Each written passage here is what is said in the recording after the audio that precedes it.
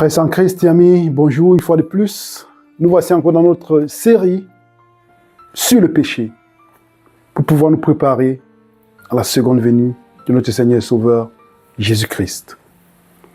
Qu'est-ce que le péché? Nous avons vu dans d'autres épisodes. 1 Jean chapitre 3 verset 4 dit le péché est la transgression de la loi. Est-ce que le péché qui nous condamne est une question de choix ou une question de fatalité? Le péché est une question de choix. À partir du moment où j'ai reçu la lumière et que je choisisse les ténèbres, alors j'ai péché et j'ai besoin d'intercesseurs pour pouvoir avoir accès encore au Père. Mais si par la puissance de l'Esprit Saint, par les encouragements ou par l'exhortation de l'Esprit Saint, je ne choisisse pas, je n'abandonne pas le mal, et que je choisisse le bien, alors là, ce péché me condamne. Et nous avons un exemple dans la parole de Dieu du jeune riche. Les gens prennent l'exemple d'une jeune riche pour dire, vous voyez, le péché n'est pas vraiment la transgression de la loi. Mais il y a un problème, c'est que la loi est spirituelle. Parce que rappelons-nous quand Jésus-Christ va dire, il est écrit, tu ne commettras point d'adultère, mais je vous dis que si quelqu'un regarde une femme et qu'il la désire dans son cœur, il a déjà commis le péché. Qu'est-ce qu'il a fait? Il a transgressé la loi de Dieu, sans même passer à l'acte. Donc nous comprenons bien que le péché bien profond, c'est spirituel, parce que la loi est spirituelle. L'acte aussi est la transgression de la loi en soi. Mais ça n'annule pas l'acte qui se passe dans le cœur. Et nous avons l'exemple du jeune riche, pour certaines personnes qui prennent l'exemple du jeune riche et disent, voici dans Matthieu chapitre 19, voyons l'épisode, versets 16 à 17. Et voici un homme s'approcha et dit à Jésus, Maître, que dois-je faire de bon pour avoir la vie éternelle? Il lui répondit, pourquoi m'interroges-tu sur ce qui est bon? Un seul est bon. Si tu veux entrer dans la vie, observe les commandements. Lesquels, lui dit-il? Et puis il va citer les commandements parmi lesquels tu ne commettras point d'adultère, tu ne tueras point, tu ne déroberas point. Et on pouvait continuer, tu reposes-toi le jour du sabbat, observe le 4e commandement, ne pas prononcer le nom de Dieu en vain. Les 10 commandements en principe, Jésus-Christ, on peut les compléter avec ce que Jésus-Christ a dit. Et qu'est-ce qui se passe? Le jeune homme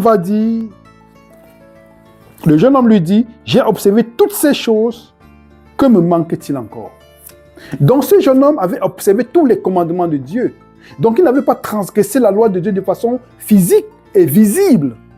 Mais pourtant, ce qui est visible en principe devrait être la manifestation d'une réalité invisible qui se passe dans le cœur. Raison pour laquelle Jésus-Christ dit, si vous regardez à une femme et que vous la désirez dans votre cœur, vous avez déjà commis le péché dans votre cœur. Parce que la loi est spirituelle.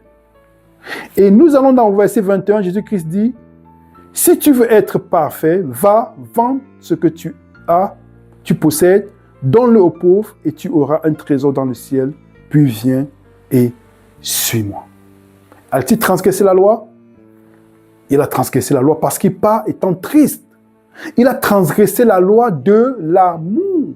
Parce que les 10 commandements se résument en tu aimeras le Seigneur ton Dieu de tout ton cœur, de toute ton âme, de toute tes forces et de toute ta pensée. Et tu aimeras ton prochain comme toi-même. Il a aimé autre chose plus que Dieu. Donc il a transgressé la loi de Dieu qui est la loi d'amour. Parce qu'il y a des personnes qui prennent ce verset pour dire l'exemple du jeune riche pour dire, vous voyez, le jeune riche en principe, la définition de 1 Jean 4 chapitre 3, 1 Jean 3 verset 4, qui dit le péché est la transgression de la loi, ne s'applique pas au jeune riche parce que le péché, on veut agrandir le péché comme si le péché était inexplicable. Pourtant, Dieu nous a donné une définition biblique qui est assez pour notre salut. certainement nous comprendrons les choses encore de façon plus profonde dans le ciel avec le Père, avec le Fils et le Saint-Esprit.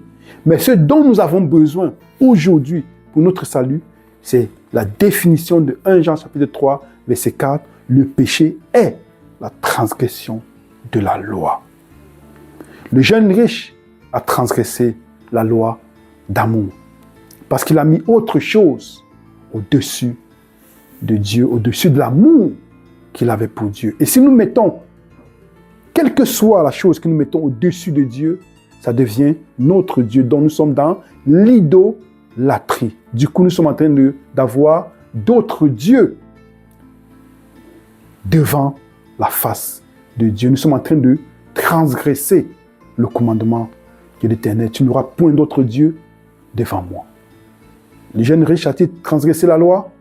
Oui, le jeune riche a transgressé la loi de Dieu. Donc, il a péché.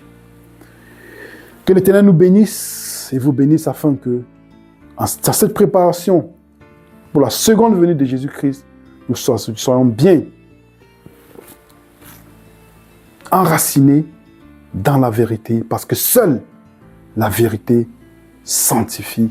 Comme Jésus-Christ dit dans sa parole, dans Jean chapitre 17, verset 17, « Père, sanctifie-les dans la vérité, car ta parole est vérité. » Mais cette parole et cet enseignement a pour base la définition du péché.